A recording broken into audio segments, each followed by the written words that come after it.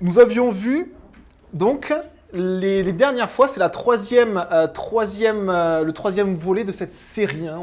Vous avez vu, ça fait déjà 6 semaines qu'on est sur une série thématique. On le fait peu à la chapelle, on le fait peu parce qu'on préfère avant tout, effectivement, enseigner la Bible verset par verset. C'est vraiment ce qui nous tient à cœur et il y a une raison et on va le voir aujourd'hui. La raison, c'est que Dieu agit. Mais de temps en temps, on a besoin, vous savez, un peu comme les fêtes et les repas. Il y a Noël qui arrive, il y a des fêtes comme ça, des fois des fêtes de famille notamment, où on va faire un bon repas. Et les thèmes, c'est un peu ça, c'est un bon repas parce que c'est très chargé. Hein. On passe souvent au travers de toute la Bible, si vous vous en souvenez, on est passé vraiment au travers de toute la Bible, la Genèse, et puis on a parlé de Moïse, on a vu l'Ancien Testament, le Nouveau Testament, donc c'est très chargé et c'est comme un bon repas. Je ne sais pas si vous aimez le foie gras c'est super bon, mais si vous en mangez tous les jours, à un moment donné, soit vous allez être dégoûté, soit vous allez avoir des problèmes de surpoids, soit il va y avoir un souci. Et en fait, c'est un peu comme ça les thèmes, c'est-à-dire qu'on en a besoin, mais de temps en temps. Mais quotidiennement, on pourrait dire, dans la vie normale, ce dont on a besoin, ce sont se nourrir, normalement, le midi et le soir. Et se nourrir, c'est simplement passer au travers de la parole de Dieu. Parce que c'est notre nourriture simple. Et donc, c'est ce qu'on fait à l'église, c'est ce qu'on fait à Calvary-Bourges, notre église, la chapelle. C'est simplement de passer au travers des textes verset par verset. Et j'espère que ce matin, vous allez comprendre pourquoi on fait ça. Parce qu'on finit le thème sur la Bible. On avait vu un thème sur la prière. J'espère que ça avait remué des choses en vous. Moi, ça m'a beaucoup remué. Hein. On va voir que la Bible est une épée à double tranchant. C'est-à-dire que celui qui la porte, eh bien, il y a le tranchant aussi de son côté. Hein. C'est-à-dire que ça agit. Hein. Ça agit, et même vous, quand vous partagez la parole de Dieu, elle agit même en vous. Et donc, on a cette parole, on avait vu la prière, on avait vu la Bible, et on finit avec ce deuxième thème sur la Bible, troisième, donc, volet de ce thème sur la Bible. Alors, on avait vu, effectivement, le premier volet, c'était, vous savez, la Bible, Dieu parle. On avait vu que Dieu parlait. Hein. Dieu parlait dans toute la parole de Dieu. Et on avait vu plus que Dieu simplement parle, toutes les religions disent, oui, Dieu parle, mais c'est que la Bible, on croit réellement, et c'est un fondement, les amis, on croit que la Bible est la parole de Dieu, entièrement. Et si vous doutez de cela, sachez que votre foi va être fragilisée. Si vous faites rentrer la psychologie dedans, si vous faites rentrer l'histoire dedans, si vous faites rentrer la science dedans, c'est-à-dire toutes les sciences des hommes, eh bien, votre foi va être fragilisée. On avait vu à quel point la Bible a une véracité même dans la transmission, elle a une véracité historique, elle a une véracité dans chaque verset, dans chaque mot. Et c'est l'œuvre de Dieu dans l'histoire de l'humanité d'avoir gardé depuis Adam cette parole qui a été agrémentée d'autres paroles de Dieu pour qu'elle soit scellée dans un livre qu'on appelle aujourd'hui la Bible. Bible qui veut dire bibliothèque. Bible, ce sont les livres. Et donc, c'est les livres, la parole de Dieu, les paroles de Dieu que Dieu transmet à l'humanité entière. On avait vu tout cela. Et bien maintenant, on va voir que, à la fois, on voit que c'est la parole de Dieu, mais à la fois, on va voir l'action de la Bible. La Bible a une action. Alors, si vous la jetez sur la tête de quelqu'un, elle va faire mal, elle va avoir une action.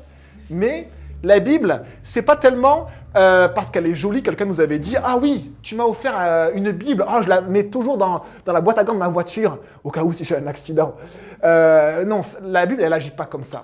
La Bible, c'est pas un gris-gris. C'est pas, on va pas danser autour de la Bible pour qu'il se passe des choses. C'est que la Bible en elle-même, elle agit. Et on va le voir ce matin, et on commence par les fondements même, si vous vous souvenez, les fondements de l'Église locale. Effectivement, l'Église, c'est à la fois tous les croyants qui sont sur la surface de la terre. Et même, c'est tous les croyants qui même sont morts, mais qui, quand ils étaient vivants, ont mis leur espérance en Jésus. Et donc l'Église, c'est tous les chrétiens qui sont passés sur cette terre-là. Ça s'appelle l'Église, mais on voit que l'Église se vit localement. Et ça, vous me l'entendrez, je ne fais pas beaucoup de compromis là-dessus. Il y a parfois une nouvelle idée qu'on peut vivre l'Église globale. On vit l'Église globale, il faut être global. En fait, l'Église se vit localement. Et c'est à partir de la localité que vous allez pouvoir comprendre ce que c'est que l'Église globale. Que, effectivement, vous avez des chrétiens qui souffrent dans des pays qui sont persécutés. Que Dieu va mettre en lien des églises avec d'autres églises. Que vous allez réaliser à quel point l'Église est belle. Mais c'est à partir de la localité C'est comme des graines que le Seigneur sème dans des localités. Et à chaque localité, eh bien, ça pousse, ça produit des fruits. L'église est locale, et dans l'église locale, on a ce modèle-là, le fondement, on le lit. Je vous invite à prendre ce verset-là. On se rappelle des choses, des fondements aujourd'hui, des fondements sur la vision de notre église, la chapelle, des fondements sur ce qu'est l'église, ce que dit la parole de Dieu sur l'église, Actes au chapitre 2 et au verset 42. Page 708, Acte 2, verset 42, on a une définition de ce qu'est l'Église. Et j'espère que vous comprendrez un peu pourquoi on fonctionne comme cela. Parce que l'Église, ce n'est pas une création humaine. L'Église, ce n'est pas un pasteur qui, à un moment donné, dit « mais voilà ce qu'est l'Église ». Non, Dieu a énoncé par le Saint-Esprit ce qu'est l'Église. Et on le lit dans Acte 2, verset 42. L'Église, c'est l'Église persévérée dans l'enseignement des apôtres, dans la communion fraternelle, dans la fraction du pain et dans les prières. Vous avez ici les 4 fondements de l'Église, que personne ne peut enlever. Si vous enlevez une pièce, un pilier, eh bien, en fait, l'Église en est complètement fragilisée parce que voilà ce qu'est l'Église. Le Hills, en fait, les amis, c'est l'Église de Jérusalem. C'est une Église locale. L'Église, ça commence par l'Église locale. Je ne crois absolument pas à une histoire de « on vit l'église globale, on se connecte tous sur les écrans et puis on n'a pas d'église le dimanche ». Je ne crois pas ça et je l'affirme encore aujourd'hui, c'est un défi énorme de trouver une église, je suis d'accord. Mais c'est aussi un défi énorme de mettre de côté nos cœurs complexes et compliqués pour trouver une église. Vous savez, nous, avant d'arriver ici, d'être apaisés ici, on a servi ici, moi j'étais sous le leadership de Steve, hein. J'ai appris à servir, j'ai appris vraiment à être sous leadership, j'ai appris vraiment à vivre la communion fraternelle. On a été tellement apaisés dans cette église-là. Avant, on était dans une autre église dans laquelle on n'était pas forcément d'accord sur tout. On n'était pas d'accord avec tout, on était dans une autre église. Pendant des années, on a servi dans cette église-là. Et donc, aller dans une église, vivre l'église, parfois, on n'est pas d'accord sur tout. Mais le Seigneur nous commence un commandement de nous rassembler, de sortir de chez nous. C'est un défi énorme. Et en plus, le Covid, on connaît les œuvres de Satan, les desseins de Satan. Les desseins de Satan, c'est de faire l'inverse, c'est de dire on n'a pas besoin de sortir de chez soi, restez tous chez vous. Et Dieu dit l'inverse, persévérer. Persévérer dans quoi? Persévérer, c'est le faire une fois, mais continuer à le faire, et continuer à le faire, et continuer à le faire. C'est ça, persévérer. C'est pas juste quand ça va bien. C'est pas juste quand j'ai envie. C'est de continuer malgré tout. Et c'est ce qui porte des fruits. C'est ce qui fait qu'on vit ce que Dieu a prévu pour nous. J'espère que ça vous encourage ce matin. Et vous avez ici les 4 piliers, c'est quoi? Acte 2, verset 42. Il persévérait dans quoi? Dans l'enseignement. L'enseignement de quoi? De la parole de Dieu. Il y a marqué des apôtres, les responsables d'église. C'est biblique que Dieu mette des responsables, des pasteurs dans l'église pour enseigner la parole de Dieu. C'est leur rôle, des petits bergers. Sachant que Jésus est le grand berger. Mais on voit que c'est l'œuvre de Dieu, l'action de Dieu, la volonté de Dieu de mettre des bergers dans l'église pour enseigner la parole de Dieu. D'accord? On ne croit pas, nous ici, à l'église, que tout le monde va enseigner, que tout le monde est berger, que tout le monde est leader. On ne croit pas à cela. Parce qu'on voit quelque chose de différent dans la parole de Dieu. Et on a ici, le premier fondement, c'est l'enseignement. Voilà pourquoi on enseigne tous les dimanches. Tous les dimanches, vous m'avez vu ouvrir la Bible. Et que Dieu suscite d'autres petits bergers, que Dieu suscite d'autres personnes qui l'appellent à enseigner, qui le fassent. Au début, dans cette église, il n'y avait que Steve qui enseignait. Et après, par son leadership, par son accompagnement, j'ai commencé à enseigner. Et puis, l'appel a été confirmé. Des fois, ça ne se confirme pas. Vous le savez vous-même. On a vu des personnes qui ont enseigné, autres que moi dans l'église. Ça ne s'est pas confirmé. Et on voit ceci, l'enseignement des apôtres. Premier pilier. Deuxième pilier, on le regarde, on lit la communion fraternelle. Comment voulez-vous être en communion fraternelle? La communion, c'est le fait d'être ensemble, de partager quelque chose. Comment partager quelque chose si on ne se voit pas, les amis? Et je vais aller plus loin. Comment vivre la communion fraternelle si vous ne vous connaissez pas? Quelqu'un qui était passé à l'église, des amis, était dans l'église depuis plusieurs années. Et il vient me voir et il me dit, c'est qui ce gars-là? Ce gars, ça faisait 1 an qu'il venait à l'église tous les dimanches. Et il ne connaissait même pas son prénom. Je sais qu'on est tous timides, je sais qu'on a tous des soucis. Parfois, on a des soucis de langage, on a des soucis on a tous des blocages, les amis.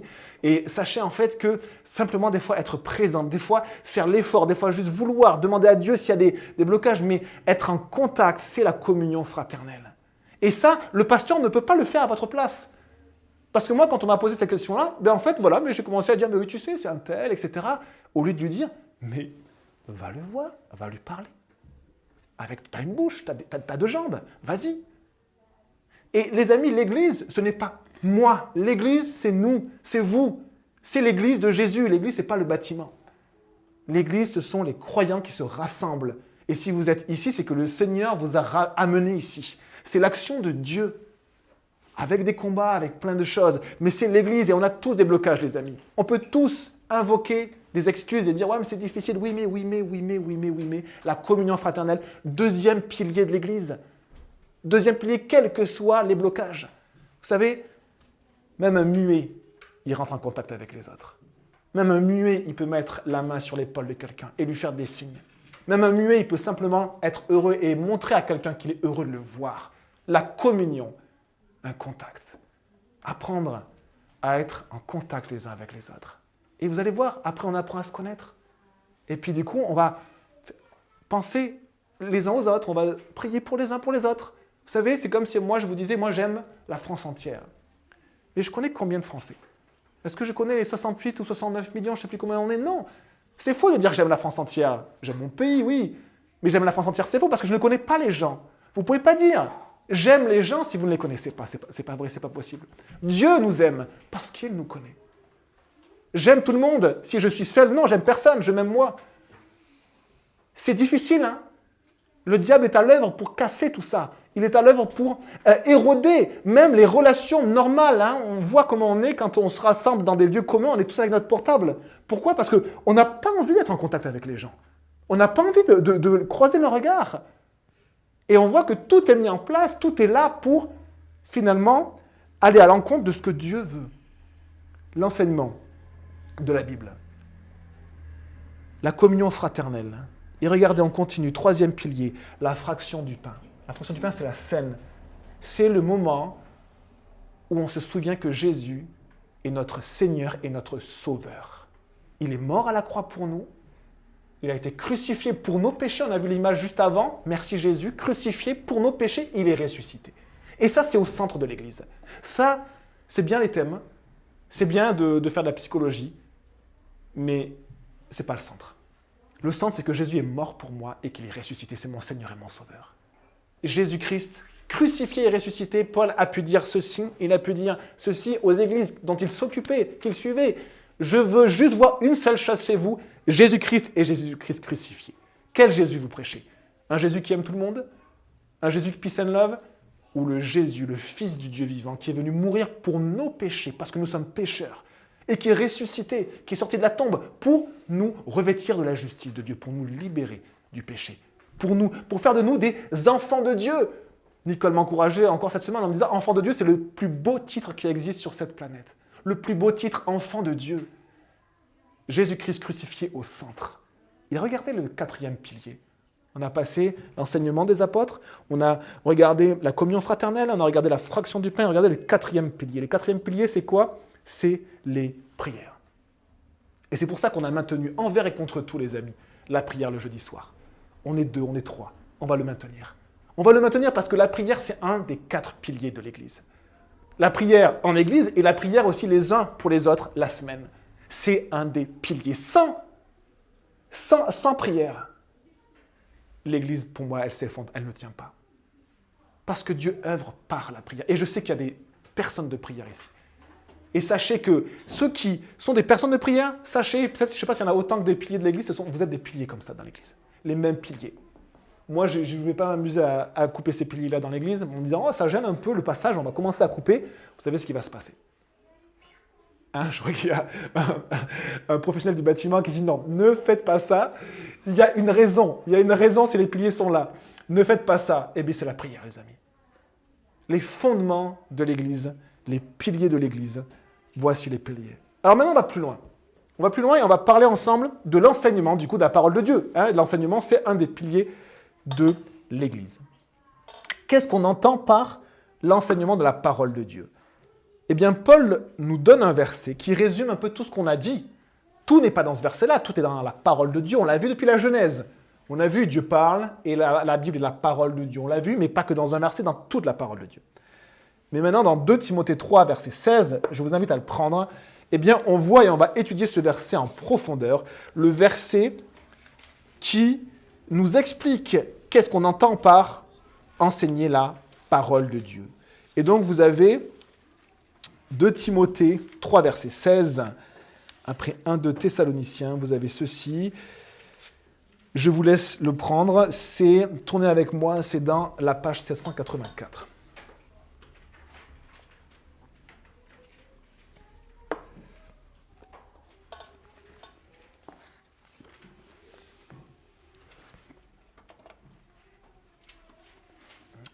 « 2 Timothée 3, verset 16. » Est-ce que tu l'as, Sylvain? Est-ce que tu pourrais nous le lire? Tu l'as ou pas? Sinon... Ouais. Toute écriture est inspirée de Dieu et est utile pour enseigner, pour convaincre, pour corriger, pour instruire dans la justice. Tu peux lire le verset suivant? Afin que l'homme de Dieu soit formé et équipé pour toute œuvre bonne. Voilà. C'est ce verset-là qu'on va étudier ensemble. Toute l'écriture. Ce verset qui décrit l'enseignement, comment enseigner, qu'est-ce qu'on enseigne, commence par toute l'écriture. Toute la parole de Dieu, ça veut dire de la Genèse, où il est parlé d'Adam et Ève. Quoi, Adam et Ève? De la création en 7 jours. Quoi? La création en 7 jours. De tout cela. De Moïse, qui est sorti de l'Égypte avec tout le peuple de Dieu. Des prophètes, des psaumes, de l'histoire des rois, et aussi du Nouveau Testament, des évangiles qui nous parlent, qui nous racontent ce que Jésus a fait, a dit, des épîtres qui nous enseignent sur ce que Jésus a fait et a dit. Toute l'écriture, toute la parole de Dieu, et littéralement, c'est n'importe quelle, toute chose, chaque chose de la parole de Dieu. Toute la parole de Dieu, c'est au mot près, hein, c'est-à-dire c'est vraiment tout. Et inspiré de Dieu. On l'avait vu, théopneustos, c'est-à-dire elle vient du souffle de Dieu. Dieu a soufflé, a parlé, et on a cette parole qui est cette Bible, la parole de Dieu. Toute l'écriture est inspirée de Dieu. Et on voit, et c'est pour cela que à la chapelle, on veut enseigner toute la parole de Dieu. C'est-à-dire que c'est compliqué d'enseigner le Lévitique. C'est très compliqué. C'est compliqué parfois d'enseigner la Genèse, c'est très long. C'est compliqué d'enseigner le prophète Ésaïe ou le prophète Jérémie. Mais on veut, à la chapelle, passer au travers de tous les livres de la Bible. Et on mettra le temps qu'il faudra. Et on va le voir, on va sûrement mettre en place, les amis, une réunion d'études dans la semaine. Je vous en reparlerai. On va en mettre une réunion dans la semaine, le mercredi soir. Et on va sûrement le faire à la maison, pour commencer une réunion d'études et pour étudier un autre livre que celui qu'on étudie le dimanche. Et on aura du coup deux moments disponibles dans la semaine, dans la réunion d'études et puis la réunion de prière qu'on va décaler sûrement au vendredi soir. Donc je vous dis ça. Et puis je vous confirmerai ça les dimanches suivants. Mais on veut enseigner toute la parole de Dieu. Pourquoi? Parce que toute la parole de Dieu est inspirée de Dieu. Elle vient du souffle de Dieu. Mais plus que cela, regardez, et elle est utile. C'est-à-dire que toute la parole de Dieu, même le Lévitique, même le prophète Ésaïe, est utile pour enseigner, pour convaincre, pour corriger, pour instruire dans la justice. Utile,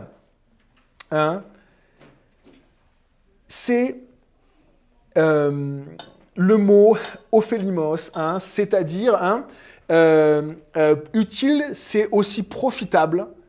Vous avez par exemple des choses dans la vie qui sont un peu utiles pour un temps. Notamment, alors je vous lis cela parce qu'il y a des grands sportifs dans l'église. En effet, 1 Timothée 4, verset 8, en effet, l'exercice physique est utile. Surtout pour Sylvain. Mais à peu de choses. On prie pour toi, Sylvain, que tu puisses vraiment courir avec tes frères et tes sœurs. Tandis que la piété est utile à tout, car elle a la promesse de la vie présente et de la vie à venir.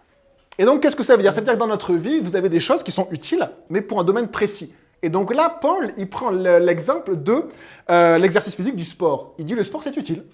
Mais c'est utile pour votre santé, c'est utile pour maintenir votre corps en bonne santé. C'est utile peut-être pour se vider la tête ou pour s'amuser. C'est utile, mais c'est juste utile pour ça, pour un domaine. Et il dit la piété. La piété, c'est quoi? La piété, c'est notre relation avec Dieu. Aimer Dieu, craindre Dieu, le mettre en premier dans nos vies. Ça c'est utile pour tout. Pour tous les domaines de votre vie. Pour votre corps, pour votre esprit, pour votre cœur, pour vos émotions, pour votre travail, pour toutes les activités que vous avez, pour vos enfants, pour votre famille, pour votre maison, c'est utile pour tout. Et donc, nous, on a des activités qui sont utiles pour certains domaines. Dieu nous dit que la piété, mettre Dieu en premier, notre relation avec Dieu, c'est utile pour tout. Et on a le même mot ici. Toute l'écriture est inspirée de Dieu et utile.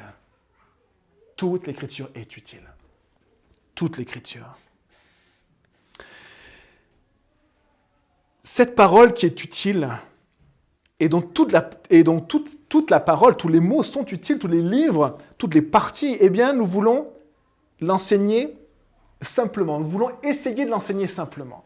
Vous avez vu comment on fait pour enseigner à la chapelle? On y va verset par verset. Alors pourquoi? Il y a une raison à cela. On peut enseigner différemment, effectivement, mais c'est la vision que Dieu nous a donnée dans le groupement de Calvary Chapel. Pourquoi? Parce qu'on croit à la puissance de la parole de Dieu. Parce qu'on croit, et on le verra, on va creuser ce verset de 2 Timothée 3, verset 16, on croit que par la parole, Dieu agit. Et donc, le but de l'enseignement du dimanche, de l'enseignement même avec les enfants, de l'enseignement dans l'Église, ce n'est pas de faire une exégèse, c'est-à-dire on va décortiquer comme un théologien un verset pour expliquer pourquoi ceci, pourquoi cela, pourquoi cela. On ne fait pas forcément ça. Moi, je fais le travail. En amont, bien sûr, c'est mon travail de le faire. Mais la manière dont on enseigne, on ne fait pas une exégèse. On ne fait pas des cours notamment de théologie. Même si ça peut être fait en plus. Ça peut être une bonne chose. Mais on ne fait pas des cours de théologie pour vous expliquer des raisonnements extrêmement complexes sur la parole de Dieu. On veut simplement enseigner simplement. C'est ce que disait un pasteur qu'il a utilisé dans notre mouvement. Il disait simplement, enseigne simplement. C'est-à-dire, si tu veux résumer le travail que l'on doit faire dans l'Église, c'est enseigner toute la parole de Dieu, mais le faire aussi simplement. Pourquoi simplement? Parce que la parole de Dieu en elle-même a une action. Elle n'a pas besoin de mon intelligence et de mes raisonnements complexes pour faire une action elle-même. Et on croit qu'on a simplement besoin de l'expliquer, besoin de la lire, besoin de donner le contexte, besoin de l'exposer. Dans l'Église, on essaie d'exposer les Écritures, c'est-à-dire simplement de vous dire, voilà ce qui est écrit. Voilà ce que Dieu dit. Et on croit que Dieu fait une œuvre au travers de cela. Parce que Dieu le dit, parce que Dieu ne ment pas et parce que Dieu nous l'a montré aussi. Année après année, mois après mois, cette Église s'est fondée sur l'enseignement de la parole de Dieu. On voit notamment un jour Barnabas et Paul qui sont envoyés par le Saint-Esprit au travers de l'église locale, qui est l'église d'Antioche. Et on voit que Barnabas et Paul, on va les confier à la grâce de Dieu. C'est-à-dire que Barnabas et Paul, ils avaient une œuvre à faire. Dieu leur montrait, Dieu leur disait d'aller de ville en ville pour annoncer l'évangile. Et c'était une tâche très très lourde, énorme. Peut-être une des premières fois, il y en avait d'autres peut-être qui y allaient aussi, mais vraiment cette tâche-là. Et devant cette tâche énorme, qu'est-ce qu'on a fait? On a développé toute une stratégie en 18 hommes. Et on a dit, attends Paul, attends Barnabas, les impressions sont en cours.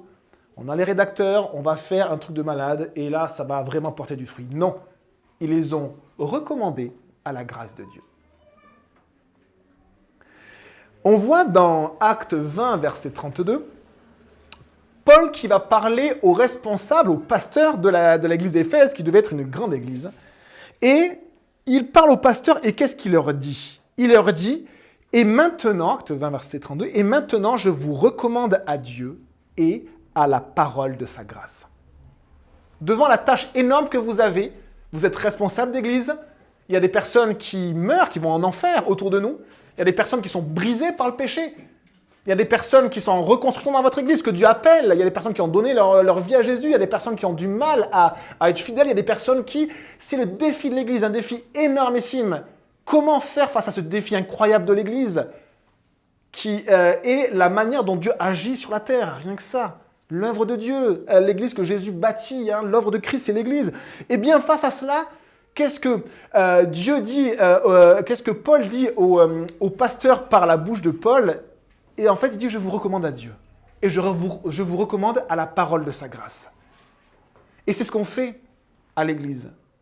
Moi, je m'en recommande simplement à Dieu et à la parole de sa grâce. Je ne sais pas ce qui se passera dans cette église. Je n'ai pas la capacité de faire grandir. J'ai la capacité de casser, peut-être, effectivement, mais je n'ai pas la capacité de construire. C'est Dieu qui l'a. Et alors, qu'est-ce que je fais? J'enseigne. Parce que Dieu me le demande en tant que pasteur, j'enseigne la parole de Dieu. Je m'en remets à la parole de sa grâce. Parce que c'est Dieu qui fait une œuvre. Et si je vous dis ça, c'est que je suis un modèle. On croit vraiment que dans l'Église, on a besoin de suivre des modèles donnés par Dieu. Et mon modèle qui a été donné par Dieu, ça a été le modèle de Steve, pasteur Steve. Et ça a été le modèle après de ce groupement d'église dans lequel on fait partie, Calvary Chapel, qui est le modèle que je vous décris ce matin. Se recommander à Dieu et se recommander à la parole de sa grâce. Regardez ce qu'il dit juste après, à celui qui peut édifier, faire grandir, construire et donner l'héritage avec tous les sanctifiés. Dieu peut vous faire grandir. Dieu peut vous transformer. Dieu peut même vous transformer au point qu'il peut développer son propre caractère en vous, le caractère même de Dieu. On s'en remet à Dieu. Et peut-être que ma chair à moi veut me faire croire que je vais pouvoir changer les choses dans l'Église, je vais pouvoir la faire grandir. Non. La seule personne qui peut transformer les vies, c'est Dieu et l'action puissante de sa parole. Et alors, on s'en remet à Dieu et on s'en remet à la parole de sa grâce. Et alors, nous l'exposons, vous avez vu le dimanche, souvent verset par verset, simplement parce que on essaie de l'exposer simplement. Alors, des fois, moi, je ne suis pas très simple, effectivement. On essaie. Et c'est pour ça qu'on essaie de le faire. Vous avez par exemple Luc qui a fait un peu la même chose. Luc, celui qui a écrit l'évangile, il dit dans Luc chapitre 1, verset 3, au tout début, il dit « Il m'a aussi semblé bon, après avoir fait des recherches exactes sur toutes ces choses depuis leur origine, de te les exposer par écrit, d'une manière suivie, excellent Théophile. » Qu'est-ce que va faire Luc? Il a un ami qui s'appelle Théophile.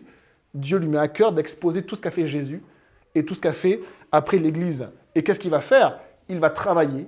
Il va travailler pour exposer précisément et fidèlement tout ce qui s'est passé. C'est tout.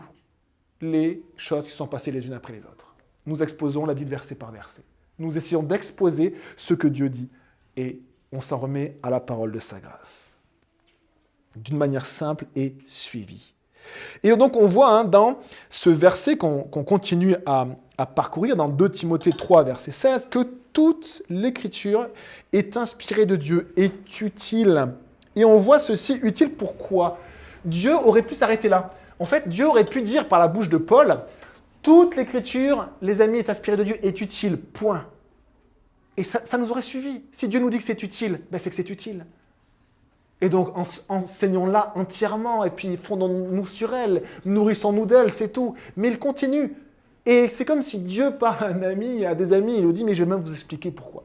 Je vais vous expliquer pourquoi, parce qu'elle est utile, pourquoi? Pour enseigner, pour convaincre, pour corriger, pour instruire dans la justice. Dieu nous explique même pourquoi. Et l'action puissante de la parole de Dieu, Dieu agit au travers de la Bible. Et on va passer au travers de ces 4 verbes. Enseigner. Enseigner, didaskalia, en grec, c'est l'instruction, tout simplement enseigner comme un prof qui enseigne, c'est-à-dire en fait qui va apporter une connaissance. Et quelle connaissance? La connaissance ici de la vérité. Qu'est-ce que la vérité? Eh bien, on a besoin de connaître la vérité, juste de la connaître, et donc de l'exposer, et de vous dire voilà ce que Dieu dit. On enseigne. D'accord? Et nous avons un verset qui est très triste dans les prophètes. Osée, au chapitre 4, verset 6, dit, et c'est de la bouche de Dieu, « Mon peuple est détruit parce qu'il lui manque la connaissance. » Il ne connaît pas la vérité. Il ne connaît même pas ce qui est bien et ce qui est mal. Si vous écoutez l'école, si vous attendez que l'école vous enseigne la vérité, sachez que vous n'arriverez pas à la vérité de Dieu parce que l'école a mis Dieu de côté. Hein? Elle a mis complètement Dieu en dehors de l'État, en 1905. Bonne chose, mauvaise chose, on en parle, mais la racine de tout ça, c'est mettre Dieu de côté. Elle a mis Dieu de côté également dans l'école. Hein? Même la notion de bien et de mal est remise absolument en question. Et elle donne une autre morale. Donc, voyez l'utilité d'enseigner la vérité et de la connaître. Certains sont gardés toute leur vie, pas parce qu'ils sont chrétiens, mais parce que leurs parents leur ont enseigné la vérité. Et donc, ils savent que telle chose est bonne et telle chose est mauvaise.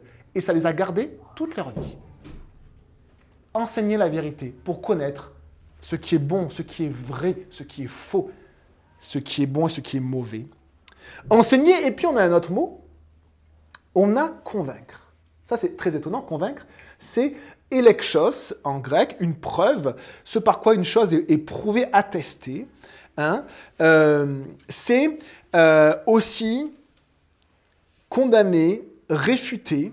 Hein. C'est traduit par reprendre, dévoiler, accuser, convaincre, condamner, réfuter. Convaincre, c'est que la parole de Dieu, elle a en nous une action pour la vérité et contre le mensonge. C'est comme une lumière qu'on pointe sur vous. Et c'est pour ça qu'il y a des combats énormes dans vos propres familles pour venir écouter la parole de Dieu. Parce que la parole de Dieu éclaire nos cœurs. Et je vous assure, quand nos cœurs sont éclairés, c'est pas beau, je parle de moi. Et donc je n'ai pas envie d'être éclairé. Je veux rester dans ma vérité, pas la vérité. Dans mes valeurs, pas les valeurs de Dieu.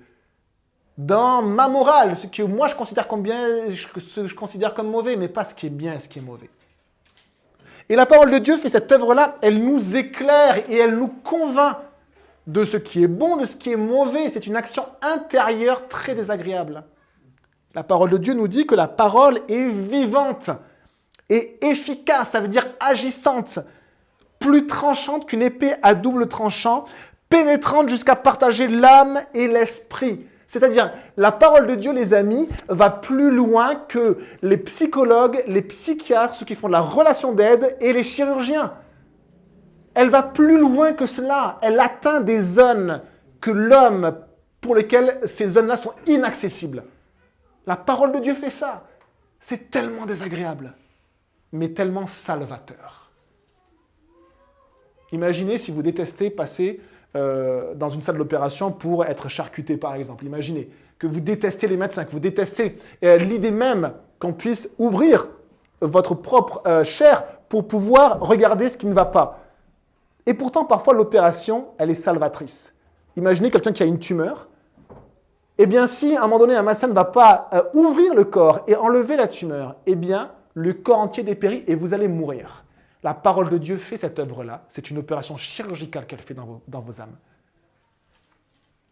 Et à tel point que des fois, c'est quasiment comme une opération chirurgicale. C'est qu'on est tellement bouleversé, tellement... Quand on est opéré, vous savez, il y a toute une période de convalescence. À tel point, ça a agi sur tout notre être. Et qu'on a besoin de réapprendre à vivre. La parole de Dieu fait ça. Et on n'a pas envie qu'elle fasse ça. On ne veut pas d'opération chirurgicale. On recule ce moment-là.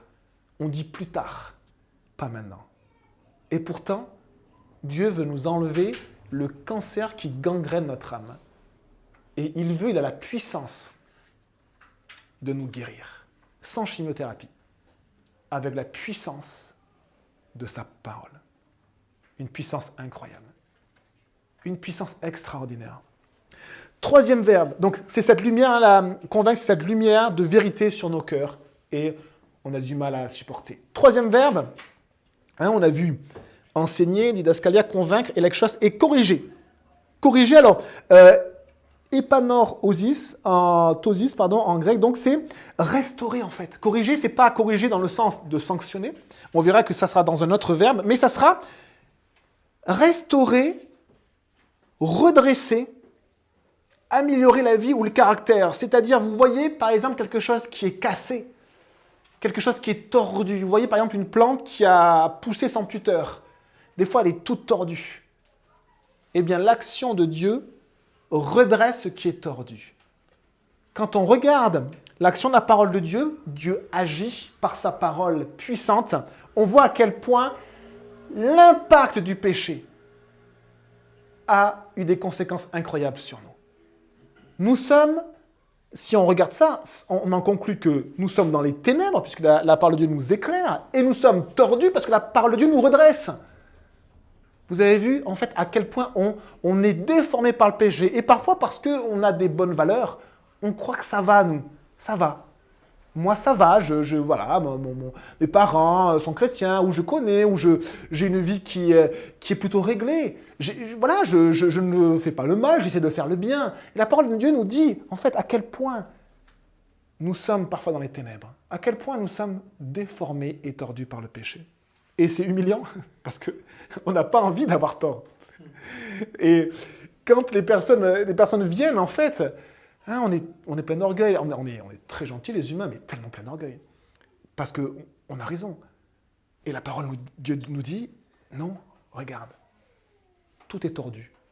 Par contre, ce qui est vraiment beau, c'est que si nous-mêmes, nous essayions de faire ce travail-là, pour redresser, si moi-même, en tant que pasteur, j'essayais de vous redresser, ça a été un de mes travers, un travers qui est tout à fait charnel, qui vient aussi, je pense, de l'orgueil et du péché, c'est-à-dire que nous, on va essayer de détordre ce qui ne va pas chez l'autre, on va essayer de lui montrer ce qui ne va pas, on va lui dire, non, il faut que tu fasses ceci. Et en fait, Dieu me dit, en tant que pasteur, et vous dit à vous, à chacun, en fait, c'est le travail de ma parole, de détordre, de restaurer. C'est magnifique de réaliser l'action puissante de la parole de Dieu, de réaliser à quel point ce cadeau de Dieu est un cadeau extraordinaire. Dieu, c'est notre chirurgien, c'est celui qui allume la lumière dans nos vies. C'est celui qui est le jardinier, qui va remettre des tuteurs pour qu'on puisse pousser correctement. C'est celui qui va nous réparer. La parole de Dieu, les amis, nous répare. Elle nous répare. Vous savez, parfois on est réparé sur certains points instantanément. Un ami chrétien qui était addict à la drogue m'a dit, moi, du moment où j'ai donné ma vie à Jésus, j'ai été libéré de la drogue. Par contre, j'avais d'autres addictions, et ces autres addictions, j'ai mis du temps à être libéré. Et on le voit aussi dans les évangiles, parfois des guérisons, des libérations, des réparations du divin médecin sont instantané. On le voit, il y a des aveugles qui ont recouvert la vue comme Bartimée l'aveugle. Bartimée l'aveugle, lui, il balance son manteau quand il y a Jésus qui passe et tout. Il crie, Jésus, Jésus, Jésus. Il est insupportable, tout le monde lui dit, tais-toi, tais-toi, tais-toi. Et là, Jésus l'appelle. Et on lui dit, prends courage parce que Jésus t'appelle. Qu'est-ce que tu veux que je te fasse, Bartimée? Que je recouvre la vue. Et à cet instant même, il recouvra la vue. L'action de la parole de Dieu, Dieu parle. Et il y a des choses qui se produisent. Mais parfois, c'est long. Et il y a d'autres guérisons très étonnantes. Où Jésus, Dieu le Fils, va cracher sur la terre. Et il va faire en fait une boue avec la terre et va la mettre sur les yeux. Et parfois, cette parole-là, la salive, il y a toujours une origine de la parole de Dieu. Eh bien, elle va avoir une action progressive. Une action, un accompagnement long des fois. Certaines personnes ont mis des années simplement, à un moment donné, à comprendre une chose, à être apaisées sur une autre, à réaliser qu'une chose n'était pas bonne pour eux. Ça met du temps. C'est progressif. Mais ça se fait toujours avec la base de la parole de Dieu. Et l'action de Dieu qui est puissante pour nous réparer. C'est le troisième mot qui nous relève, qui nous redresse. Et je vous lis juste ce passage. Il y avait là une femme habitée par un esprit qui la rendait infirme depuis 18 ans. Elle était courbée et ne pouvait pas du tout se redresser. Lorsqu'il la vit, Jésus lui adressa la parole et lui dit « Femme, tu es délivrée de ton infirmité. » La parole de Jésus qui nous libère de nos chaînes, de ce que le diable a lié sur nous depuis parfois la naissance. Parfois, c'est notre éducation qui nous a tellement mal impactés. Parfois, c'est des choses qu'on a vécues. Parfois, c'est des liens de toutes sortes. La parole de Dieu a cette action de nous libérer. Et parfois, c'est progressif. C'est pour ça que le mot-clé dans l'Église, les amis, dans vivre l'Église, vivre votre vie chrétienne, c'est persévérer. C'est le mot-clé. Les choses ne se font pas en une fois. Vous avez besoin d'y revenir et d'y revenir. Et de temps en temps, de regarder derrière vous et de dire, Seigneur, tu es grand. Tu es grand. Toute ton action dans ma vie est extraordinaire. Merci, Seigneur. Quatrième mot, c'est instruire. Instruire même dans la justice. Et là, on est dans le mot éduquer. C'est le mot éduquer, c'est paideia, qui veut dire éduquer les enfants. Et donc, la parole de Dieu, chose étonnante, c'est qu'elle nous éduque comme nous, on essaie d'éduquer nos propres enfants. Alors, nos enfants, bien sûr, on leur dit tout le temps, tous les jours, fais ce que tu veux. Tu veux dormir, dors. Tu ne veux pas travailler, ne travaille pas. Mange ce que tu veux. Salis la maison. On leur dit ça, bien sûr. Vous savez bien que non. Pour les éduquer, il faut un cadre. Et le cadre est difficile, parfois pour nos enfants, parce qu'ils râlent. Et nous sommes pareils vis-à-vis de Dieu. Dieu nous éduque et nous râlons. Nous râlons parce que, on n'aime pas quand Dieu nous donne des limites, quand Dieu nous met un cadre, quand Dieu nous éduque, et même parfois, Dieu nous corrige comme un père prend soin de ses enfants. Je vous lis des versets des Proverbes. Celui qui rejette la correction, ça veut dire qu'il rejette l'éducation, méprise son âme. On a tous méprisé notre âme, puisqu'on a tous méprisé la correction de nos parents. On a tous détesté les règles de nos parents. Et pourtant, celui qui rejette la correction méprise son âme, mais celui qui écoute la réprimande acquiert l'intelligence. Proverbe 3, verset 11, « Mon fils, ne méprise pas la correction de l'Éternel et n'aie pas peur de ses châtiments et de ses corrections. N'aie pas peur. Car l'Éternel châtie celui qu'il aime comme un père l'enfant qu'il chérit. » Dire que Dieu est mon père, ça ne veut pas dire que Dieu est mon pote. Ça veut dire que Dieu est mon père. Et mon père prend soin de moi. Mais il m'éduque aussi, et j'en ai besoin. Et si je peux vous donner un petit conseil pastoral, un petit conseil que j'essaie d'appliquer à moi et que parfois que je mets de côté, soyez toujours capables, les amis, de vous remettre en question. Soyez toujours capables de vous dire, peut-être que là, c'est moi qui ai tort. J'ai l'impression d'avoir raison. On le fait constamment, on essaie de le faire avec Lydia, on s'encourage, de dire, ok, il y a une situation qui nous a blessés ou qui est dure, mais peut-être que c'est moi. Je vais essayer de me remettre en question, peut-être que je ne comprends pas bien, peut-être que c'est moi. Et si c'est trop difficile, on essaie de pardonner. Soyez toujours aussi capables de demander pardon, les amis. Soyez capables de demander pardon. Les amis, sans pardon, si vous n'avez jamais demandé pardon à quelqu'un, ça veut dire que votre vie chrétienne en est au tout début. Parce que plus on avance dans la vie chrétienne, plus, oh là là, combien de fois j'ai demandé pardon à des gens parce que j'en ai blessé, parce que je ne savais pas si je les avais blessés, parce que le Seigneur nous demande cela. Et parce qu'on accepte de se remettre en question. Parce qu'on est des enfants de Dieu. Et que Dieu nous éduque. Et on a besoin de ça. Écoutez ce verset des Proverbes, celui qui se souvient de la correction prend le chemin de la vie. Proverbe 10, verset 17.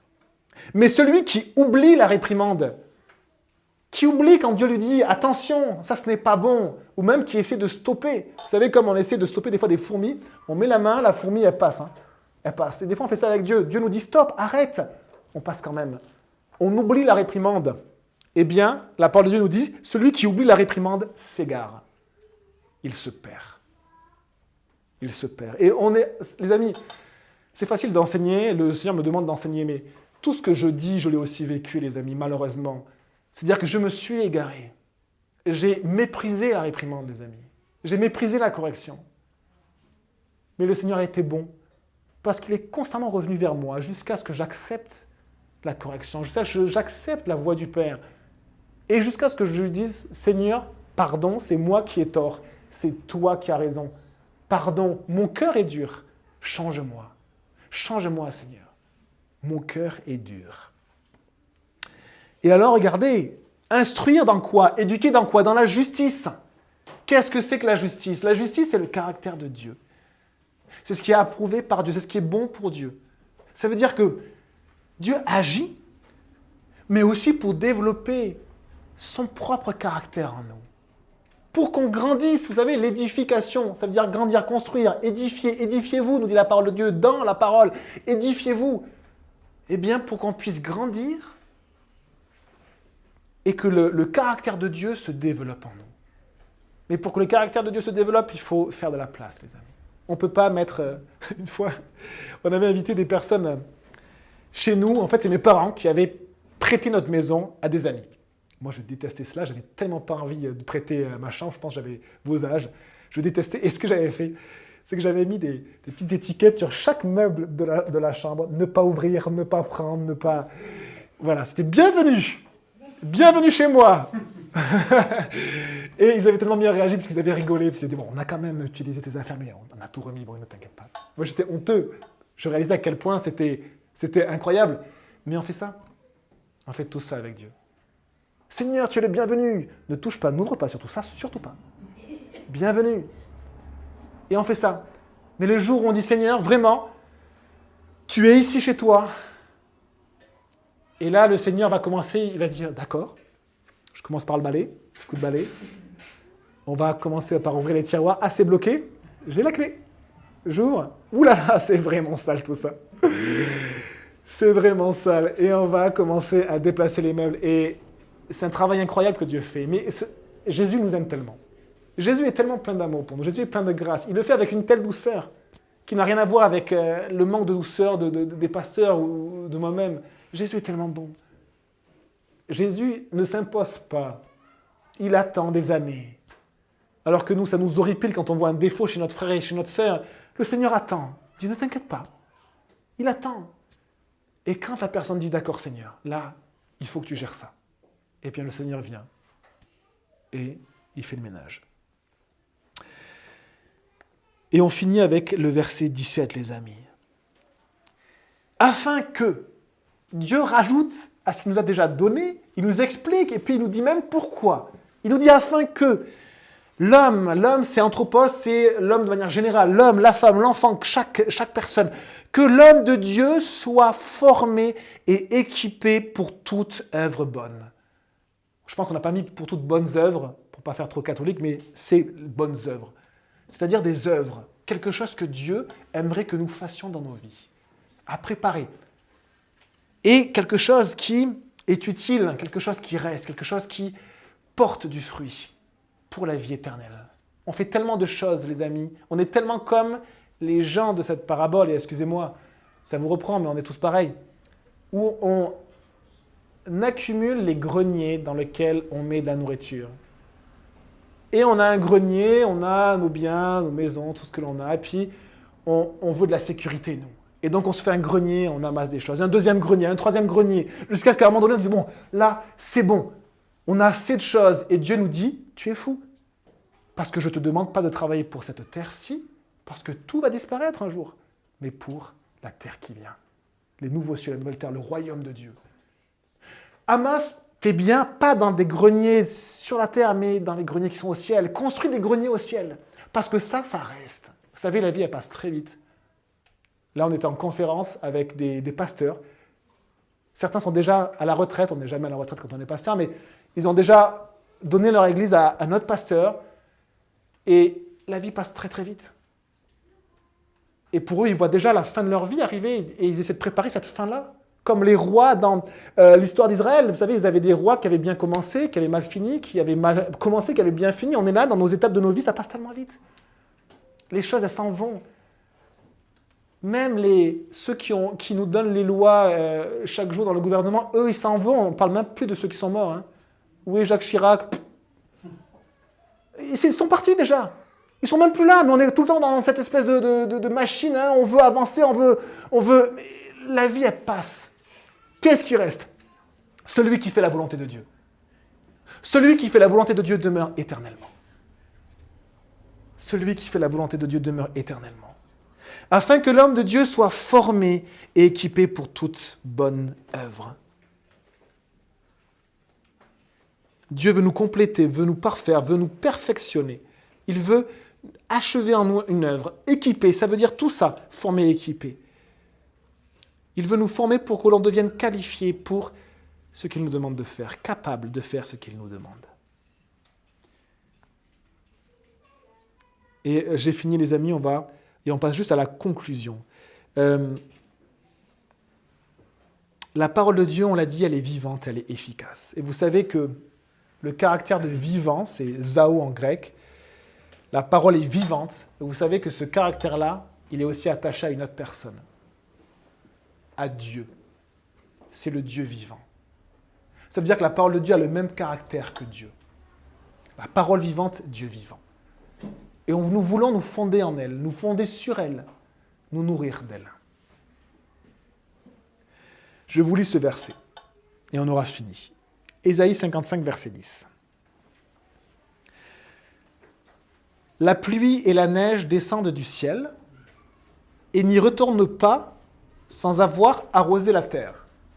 Quand il pleut, l'eau, elle tombe, elle a une action sur la terre, et elle n'est pas inutile. Elle donne de l'eau à tous les êtres vivants. Et qu'est-ce qui se produit? Les arbres poussent. Ils font des fruits. Ça peut nourrir les êtres qui sont sur cette terre-là. Sans l'avoir fécondé, avoir fait germer ses plantes, sans avoir fourni de la semence au semeur et du pain à celui qui mange. Voilà ce que la pluie, elle fait. Elle descend. Mais avant de remonter au ciel, eh bien, elle fait cette œuvre-là. Voici ce que dit le Seigneur. Ainsi en est-il de ma parole qui sort de ma bouche. Elle ne retourne pas à moi sans effet, sans avoir exécuté ma volonté et accompli mes desseins. On serait tenté d'arrêter d'enseigner la parole de Dieu. Vous voyez à quel point c'est une folie. Nous sommes fondés sur la parole de Dieu, fondés sur ce qui vient de Dieu. On prie les amis. Seigneur, je veux te remercier, mon Dieu, pour ta parole. Je veux te dire merci pour ta parole puissante. Je veux te demander, s'il te plaît, Seigneur, que tu nous aides à avoir des cœurs qui se remettent en question, qui veulent être formés par toi, qui veulent continuer à avancer, qui te demandent aussi pardon, Seigneur. Pardon pour notre cœur qui est dur. Pardon de résister. Pardon de ne pas vouloir. Pardon, Seigneur. Que tu puisses faire ta demeure en nous, à chacun d'entre nous, s'il te plaît, par ton esprit, une œuvre merveilleuse. Que tu puisses nous fonder, nous faire grandir, nous équiper, nous, par ta parole puissante, qui vient de ton souffle, de ta bouche, Seigneur. Merci, mon Dieu, pour tous tes bienfaits, pour toute ton action dans nos vies. Répare-nous, éduque-nous, forme-nous, enseigne-nous, donne-nous la connaissance de la vérité. Merci, Seigneur, que ton nom soit béni.